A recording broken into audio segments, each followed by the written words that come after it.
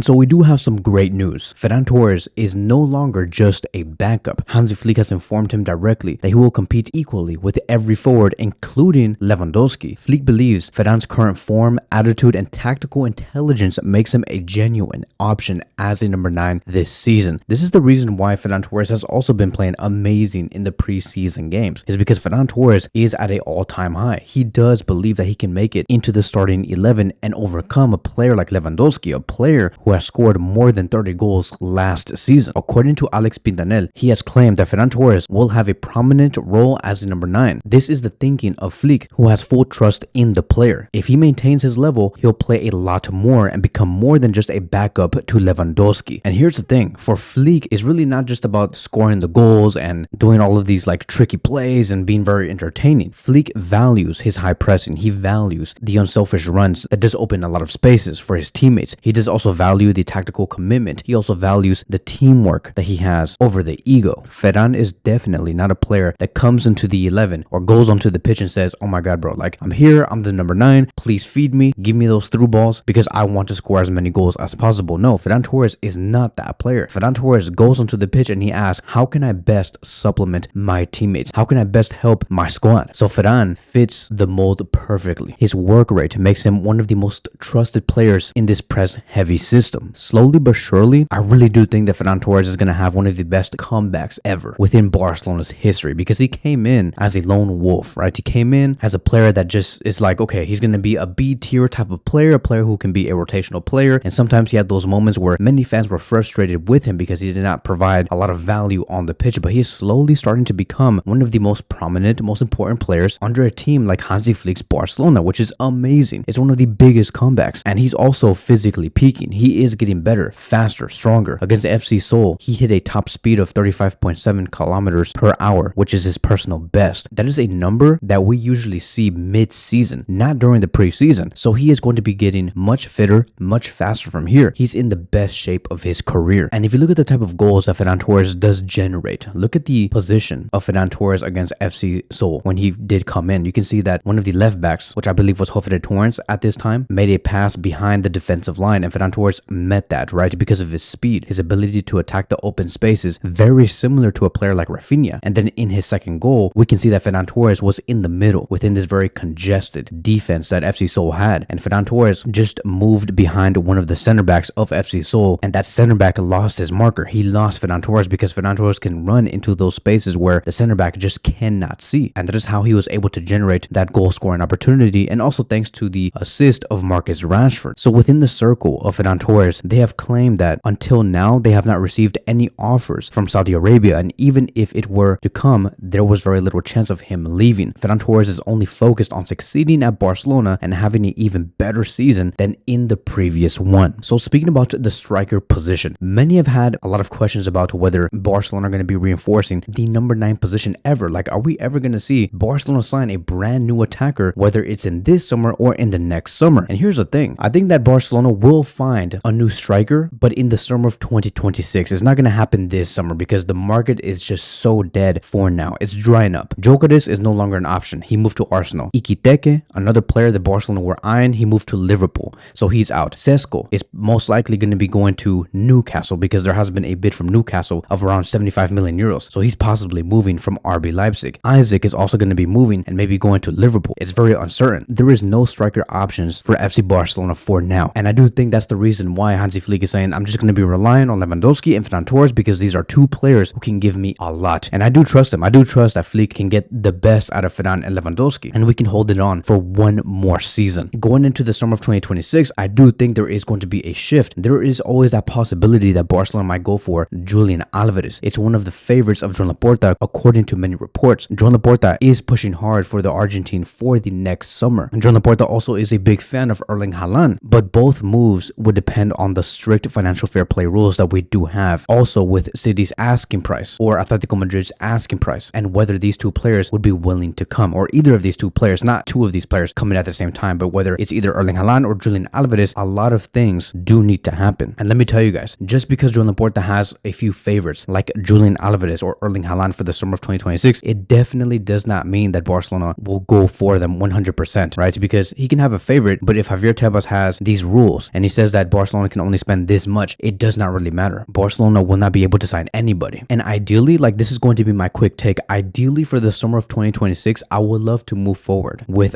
Julian Álvarez and Ferran Torres as our main striker options, mainly because Julian is much more of a Hansi Flick type of player compared to Erling Haaland. I think that Haaland is a better goal scorer, but Julian is much more within the profile and meets the needs of Hansi Flick. If you were to ask me, okay, so who's left? Maybe for this summer, like, who do you think might potentially be a alternative if, let's just say, for example, Lewandowski leaves? Like, worst case scenario, everything does go left. Maybe Samu, maybe Duran, maybe Lautaro Martinez, but once again, like, all of these options, it's not it. Like, I don't even think that these players are going to want to leave, nor do I think that Lewandowski is going to want to leave. Everything does lean towards the summer of 2026 and nothing more. So all of this does mean one thing: Barcelona will stay steady for the number 9 position, and Ferran Torres has a golden chance to claim the striker spot this season. If he can score more than 30 goals, that is going to be amazing, and I believe that he can. I also do want to quickly talk about a question that was asked by Lord Bean, and he has asked, currently, as it stands, the weakest part of our team is clearly the defensive side of things, especially in the central zones. Going into the next season, what center back pairing do you expect to see? Also, would you keep or sell Christensen and Aruo? Okay, so great question, bro. Thank you for that question, because I think that is very important for us to talk about the defensive side. Clearly, Barcelona have unlocked their full potential in terms of their attack. They know how to score goals. Under Flick, they can score 6 to 7 goals per game. However, on the other side, it's really a question of how many goals could we not concede? And as it stands, I would say that the best pairing that we can have at the back is Cubarsí and Inigo Martinez. And I'm only saying that because they have the most experience. They have just came off a season where we have won 3 trophies. They have played the most minutes together. It just makes the most sense that going into this season, it's going to continue to be Inigo Martinez and Cubarsí. I understand that this preseason is all about whether you're better than the other player or not, but I just don't see a player like Arujo currently being better than Cubarsí and Inigo Martinez. Now, Christensen might have a say to this. Christensen could actually have a statement and say, you know, I'm good enough. I can score goals. Look at how I scored in the previous game. If I play enough, not only can I be a great goal scorer, but I can also be a reliable center back at the back playing next to Cubarsí. So I could see a potential partnership of Christensen and Cubarsí in the near future. But the most important thing that you must have as a center back, and especially under this high defensive line, is can you keep your line? Can you not make mistakes and keep the opposition's attackers in a offside position? Like, never have them greenlit and onside. It's one of the mistakes that a lot of center backs do make when they do execute a high defensive line. And so in the end, to answer your last question, I would not sell either Arujo or Christensen. I'm going to keep both. I think that it's very important for us to have 4 to 5 total center backs going into this very hectic season. And all in all, as things do stand, Cubarsí is a staple in my high defensive line no matter what. And I would like to see Cubarsí and Inigo Martinez start the season, with maybe our second option being Cubarsí and Christensen, and then Arujo comes in as a third option. So that is it. That is going to be wrapping up today's video. Thank you guys so much for watching, and I will see you guys in the next one.